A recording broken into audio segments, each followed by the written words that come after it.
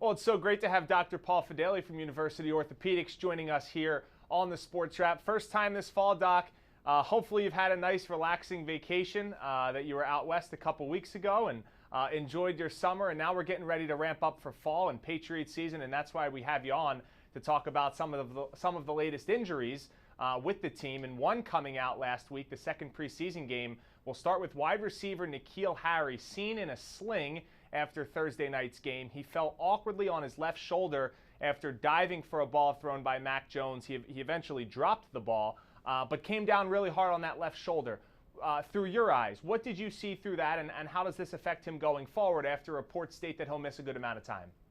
Well, they said there was no major damage, and mostly those injuries are called AC joint separations. Most commonly, the shoulder at the top, the acromion and the clavicle just move a little bit. So it's a classic AC joint sprain. And those can hurt. And the problem in pro sports or any sport, you can't protect that joint. There's just no way to protect it. So I don't think it's a major injury. The problem is he's losing more time again. And so we're at the beginning of the year. They're going to probably let him rest for a week or two, maybe three. If this was a run for the Super Bowl, the physicians would offer, or the athlete would ask for possible medication, numbing medication in the joint to let them play. The risk is further injury. The benefit is you're in a playoff hunt. So this is a guy that was already reported to be on the trading block, and his agent came out publicly, asked for a trade. Harry doesn't think he's hit his full potential on the field. Now it's another injury and another setback. Do you still think he can reach his full potential, once this injury passes? Absolutely, but the problem is he's not going to take any risk whatsoever because of those trade talks. He is not going to risk getting the shoulder re-injured. Again, the exact opposite of we're going to the Super Bowl. You'll take almost any risk at all for injury if you can get that far. So maybe this is going to go 3 or 4 weeks. We don't know. They're going to really make sure, he's going to make sure that he doesn't re-injure this. God forbid there's a trade on the block, and then he gets taken out of it. All right, another shoulder injury for another Patriots player is tight end Hunter Henry, one of those new prize free agencies that Bill Belichick went out and gave a ton of guaranteed money to. A few weeks ago, it said he would miss a few weeks due to a shoulder injury. But Doc, tell me how this shoulder injury might be different than N'Keal Harry's, considering his position and his size, and he blocks a little bit more on the line as opposed to be outside. Well, what I heard was that he didn't get this by falling on it or at the bottom of a pile. He did this during blocking drills, and that to me was a little bit more concerning.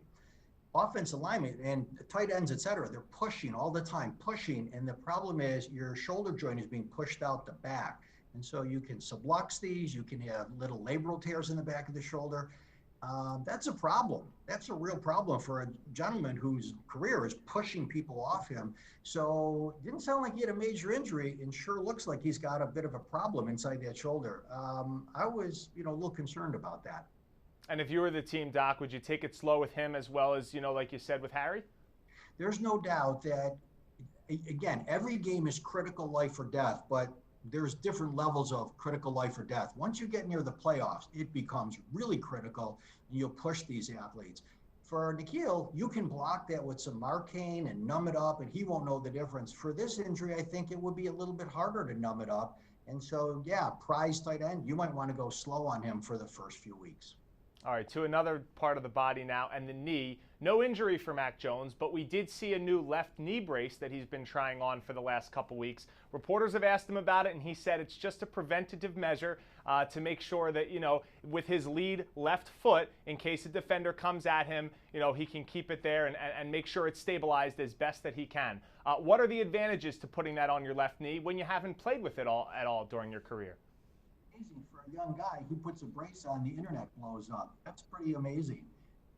Braces are controversial. They don't really scientifically stop ACL tears. Scientifically, you talk to athletes, however, they want their knees protected, and they certainly protect against MCL or medial collateral ligament tears.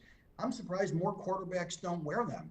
They are absolutely unprotected standing there in the box, and so anyone rolling into their knees are going to take them out. I think it's really smart. He does not want to go down with a tear. This is a good thing. This is the only thing you can really do to protect yourself. So I think it's a smart move. On the flip side, he's not known to be able to use his legs and use his speed like Cam Newton. But does it limit your mobility at all when you put that on your leg? I think that's what he's trying to figure out, how awkward it feels. You know, Tom Brady was not fleet of foot, and so he had to protect that leg. This guy's not real fast either. So he's trying to get the feel for this now, because in the NFL, things are about a second faster. So everything's a little bit faster. He's going to have to sense whether he can get comfortable and move in that or not. So, you know, I would have thought he would have figured this out a while ago in college, but I guess he's trying now. All right, on the defensive side of the ball now, former Defensive Player of the Year Gilmore was put on injured reserve last year late in the season due to a quad injury. He continues to work back from that. He also wants some more money. He's in a little bit of a negotiation period now with the Patriots. How does the quad injury play a role in that, and how much money the Patriots give him, as well as his timeline to get back onto the field at full strength? Normally, what we'll tell athletes is that if you're going to have a soft tissue procedure, it can take upwards of 6 or 9 months for these things to fully, truly heal in. Well, he's at that point right now. And so now again, it becomes, do you risk a re-injury if you're in some form of negotiations? And so now it gets a little cloudy. Are we talking medical or are we talking business and trying to get these guys back? So I would have thought he'd be pretty good to go by about now. Maybe he just doesn't want to risk it until those negotiations are squared up. 2 joint practices with the Giants this week, and then the third and final preseason game. Usually the final preseason game every single year doesn't include the starters, even some twos who are going to make the team. It's usually for guys that are still trying to fight for those fringe roster spots.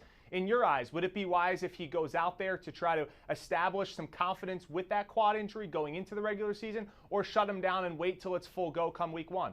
I'd shut him down. He's an all-star. You already know the guy can play. He has nothing to prove whatsoever.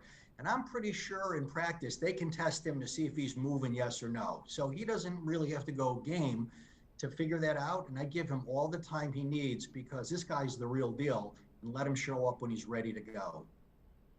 Dr. Paul Fadale from the University of Orthopedics, the first of many times we will chat about the Patriots and injuries going forward this season. Doc, thanks so much for imparting your wisdom as always, and have a great night.